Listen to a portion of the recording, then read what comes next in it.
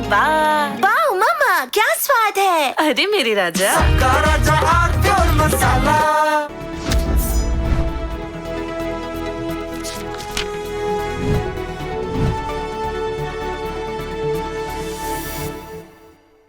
नमस्कार।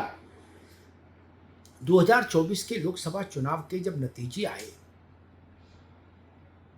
तो उसमें भारतीय जनता पार्टी 240 के अंक पर आकर अटक गई।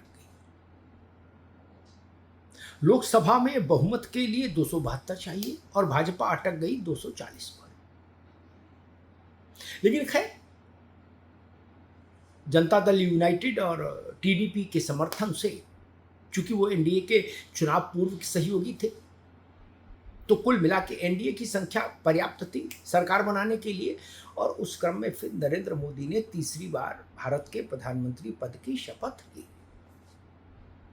लेकिन विपक्ष ने मोदी सरकार पर एक तंज कसना लगातार जारी रखा कि ये बैसाखी की सरकार है, ये मोदी की सरकार नहीं है, ये बैसाखी वाली सरकार है। पहले तो विपक्ष ने ये उम्मीद लगाई कि शायद चंद्रबाबू नायडू बिदक जाए बीच में, या नीतीश कुमार नाराज हो जाए तो ये सरकार 2, 4, 5, 6 महीने में गिर ही जाएगी। जब ऐसा कुछ नहीं हुआ तो फिर विपक्ष ने उस एक नया नैरेटिव यही चलाया कि बैसाखी की सरकार है, ये बीजेपी की सरकार नहीं है, ये मोदी की सरकार नहीं है, ये बैसाखी पार्टी की सरकार है, आदि आदि। अब जो राजनीतिक परिस्थितियां बनी हैं, वो राजनीतिक परिस्थितियां इस ओर इशारा कर रही हैं कि यह वर्ष समाप्त होते होते लोकसभा में मोदी सरकार और उसके भीतर भाजपा, यानी भाजपा अपने दम पर इसी लोकसभा में 272 का आंकड़ा पार कर सकती है। जी हाँ, ऐसी परिस्थितियां बन रही हैं। और ऐसा होगा तो कोई बहुत हैरान करने वाली घटना नहीं। नरसिंह राव जी के समय में भी ऐसे हुआ था। वो अल्पमत प्रधानमंत्री के रूप में अल्पमत प्रधानमंत्री के रूप में उन्होंने शपथ ली थी, और जब उनका कार्यकाल समाप्त हो रहा था तो वो पूर्ण बहुमत में आ गए थे। वैसी ही स्थिति इस बार यहां बन रही है। हो सकता है भारतीय जनता पार्टी ही लोकसभा में 272 की सीटों की संख्या को छू ले। और इतना तो फिर 100% तय जान लीजिए कि एनडीए यानी राष्ट्रीय जनतांत्रिक गठबंधन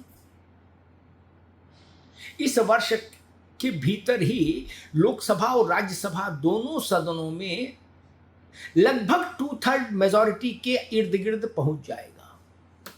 लगभग 2/3 बहुमत के आसपास पहुंच जाएगा। सीधा 2/3 बहुमत न भी हो तब भी विशेष अवसरों पर वो 2/3 बहुमत अपने लिए जुटा लेगा। ऐसी स्थिति में एनडीए खड़ा हो जाएगा इसी वर्ष। अभी लोकसभा में टीएमसी में जब विभाजन नहीं हुआ था तो एनडीए के 293 सदस्य थे, 293। अब चूंकि कल तृणमूल कांग्रेस के 20 लोकसभा सदस्यों ने लोकसभा के अध्यक्ष को एक पत्र लिखा और कहा कि हम तृणमूल से अलग हैं, हमको बैठने की अलग व्यवस्था दीजिए और हम लोग एनडीए में शामिल होना चाहते हैं, एनडीए के साथ जाना चाहते हैं। तो अब एनडीए जैसे ही तकनीकी रूप से, जैसे ही लोकसभा अध्यक्ष ओम बिरला उनकी इस एप्लीकेशन पर अपनी मुहर लगाएंगे, वैसे ही लोकसभा के भीतर राष्ट्रीय जनतांत्रिक गठबंधन के सदस्यों की कुल संख्या हो जाएगी 313। यानी एनडीए 300 पार तो हो गया लोकसभा में, 313। और डीएमके अगर एनडीए में आ गया तो सोच लीजिए दायरा और बढ़ जाएगा, एनडीए और मजबूत हो जाएगा और तब उसके लिए महिला आरक्षण विधेयक को लागू करने के लिए जो जरूरी संवैधानिक उपबंध हैं, जो उपाय हैं, जो करने हैं, जो पिछली बार नहीं कर पाई बहुमत ना होने के कारण मोदी सरकार, वो सारे काम इसी लोकसभा में पूरे हो जाएंगे संख्या बल के आधार पर। ये समझने की जरूरत है। बंगाल का चुनाव केवल बंगाल का चुनाव नहीं था। बंगाल का चुनाव वो था जो पूरे देश की राजनीति को परिवर्तित कर देगा। बंगाल का चुनाव वो था जो पूरे लोकसभा और राज्यसभा दोनों सदनों में संख्या बल को, संख्या शास्त्र को पलट देगा, उसकी गणित को पलट देगा। इसलिए बंगाल का चुनाव महत्वपूर्ण है। लोकसभा और राज्यसभा दोनों में अब आप ये गणित का परिवर्तन देखेंगे तेजी के साथ। यह चीज बड़ी है। और कांग्रेस इस स्थिति में सोच रही है कि हारी हुई ममता बनर्जी को वापस कांग्रेस के फोल्ड में ले आए तो शायद कांग्रेस का कुछ भला हो जाए पश्चिम बंगाल में। इसलिए ममता बनर्जी को थोड़ा महत्व दे रही है कांग्रेस।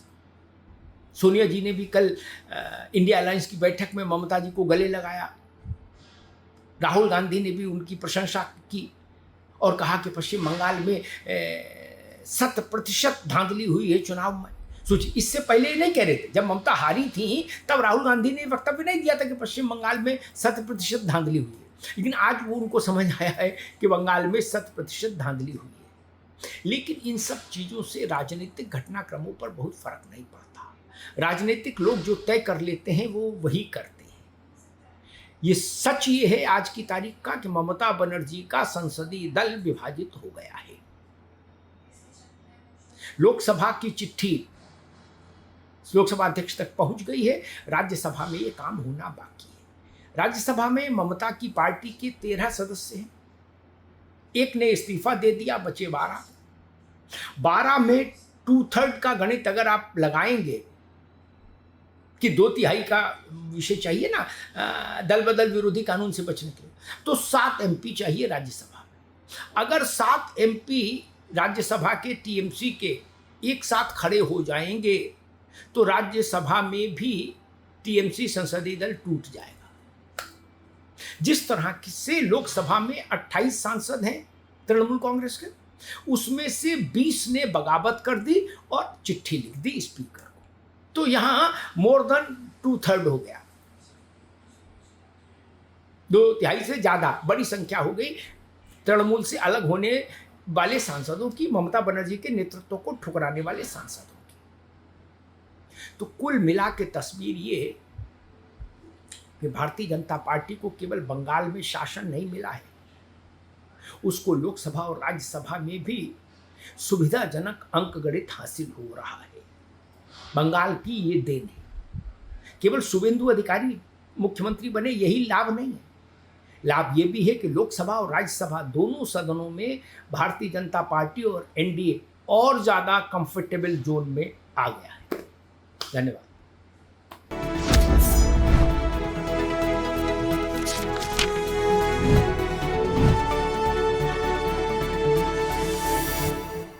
कुछ तो सस्ता लो, सब बढ़िया लो। इसमें क्या खास बात है? थोड़े में ज्यादा स्वाद, यही तो है इसकी खास बात। राजा आर प्योर मसाला।